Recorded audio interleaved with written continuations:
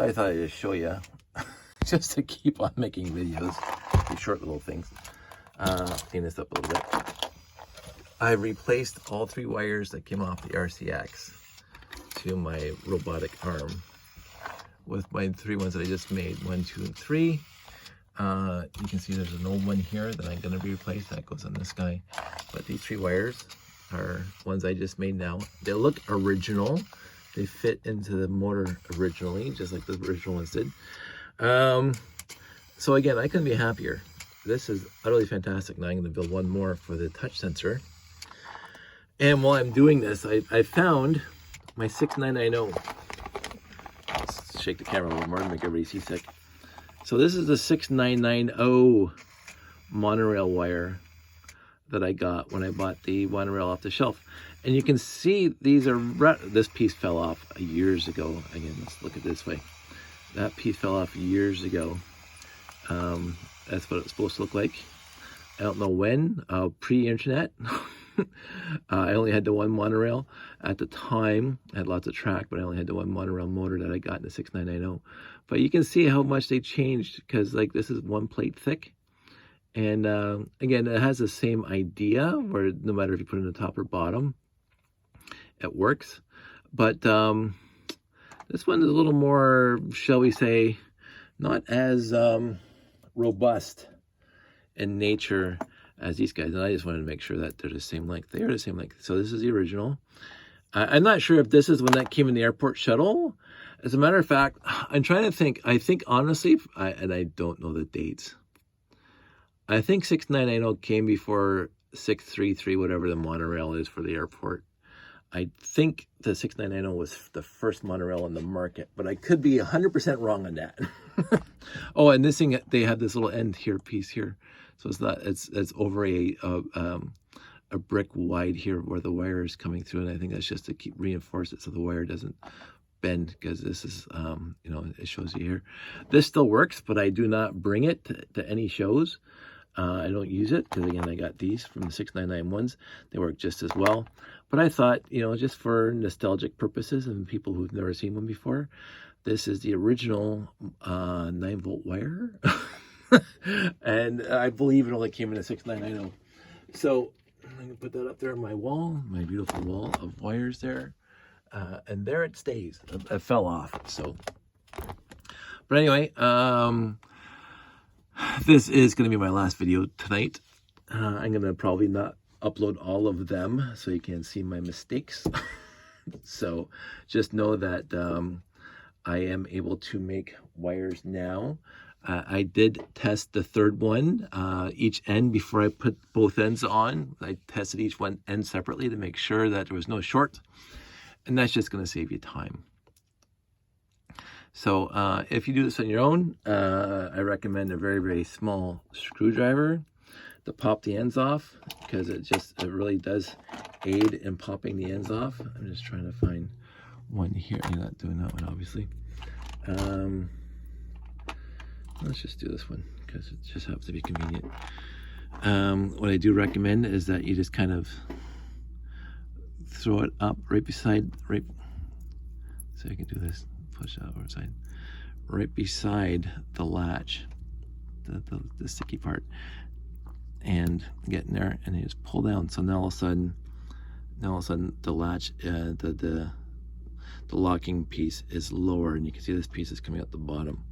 So it's, and then you do the same thing on the other side. Now sometimes when you push on the other side, it does push the one you just popped out back in. you try to prevent that. So now that they're both out, just push it off like that, and the bottom comes off, tickety-boo, right? And then you pull this off very carefully, because you don't want to bend the pins as much as you possibly can, because those pins, and this is what I'm noticing for the short, those pins have to be directly up and down, because if they're not, and they have to be parallel with each other, if they're not, then when you put it down, the one pin's going to bend, and it'll probably cut into the next wire, which causes a short, or it just won't cut into the wire that you want it to cut into.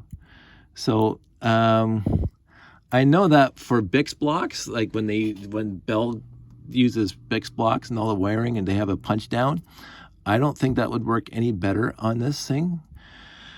I think it's just the whole process of the wire being in this corridor here, because you can see, and let's just look at this very, very closely.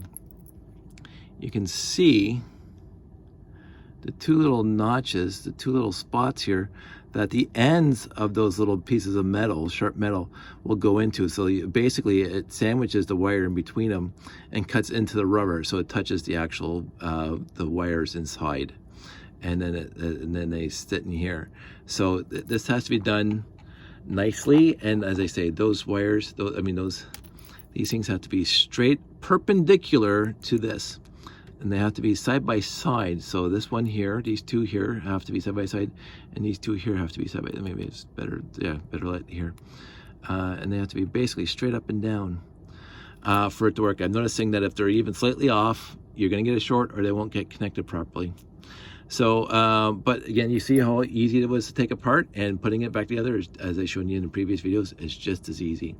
So, but push the wire into here first, lay the wire across, and then push the wire into here, and then push this back on top afterwards. And then do one side, test for connectivity, and make sure there's no short, and then do the other side. So if there is a short, you know what side it's on, and you can fix that just by taking the one end apart again. So that's what I'm gonna be doing from here on out. I got my nice little workstation here, all laid out, my old 48 by 48 base plate that I can cut on because it's got a broken corner on it, so I'm not gonna worry about it too much. But I got the and the wire right now has to be 16 studs between. So this is why this piece is here. There's a 16 studs between the two ends, and then I'm finding it just easier to do it that way. Piece of cake. So I'm gonna make a bunch of short ones, and then I'm gonna make some 1 meter ones or 3 feet ones, depends on which country you're in. So very happy.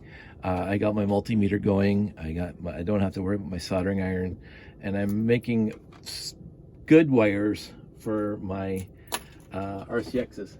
So I'm confident now, more than I have been in basically a decade, or half a decade, when these wires started deteriorating, but basically a decade ago, because I was really kind of, I love my RCX, but I was really I hated the wires because they were just disintegrating, and I had to find wires that were still not disintegrated to use every time I wanted to use my RCX. And I was really, really tired of working so hard at making my own, because this took a lot of work. This does not. So I'm going to be just furiously pumping them out for a while, and telling my friends all about it. And yeah, what I'm actually going to do is I'm going to separate the short ones. They're going to be all black, both wires. I think the stupid long ones, I'm going to use the gray and black side. Or I was going to save the gray and black side for the actual rotation sensor and light sensors. Maybe that'll do that, because again, I have 6 strands here, so separated into 2 each. So that leaves 3 double strands. And so I do want to not waste this gray and black one. I think I'm going to use these now. I'm going to use these on the sensors, the rotation sensor, the light sensor, and the temperature sensors. But again, that's not tonight. So I will talk to all of you soon. Everybody stay safe out there. Take care. And questions, concerns, ideas, if you want me to make you some, let me know. If you are close in the area and you say, I got these old pieces of crap, bring them to me and I will make you new pieces of crap. So that's how it's gonna work. I'll talk to you guys soon. Bye.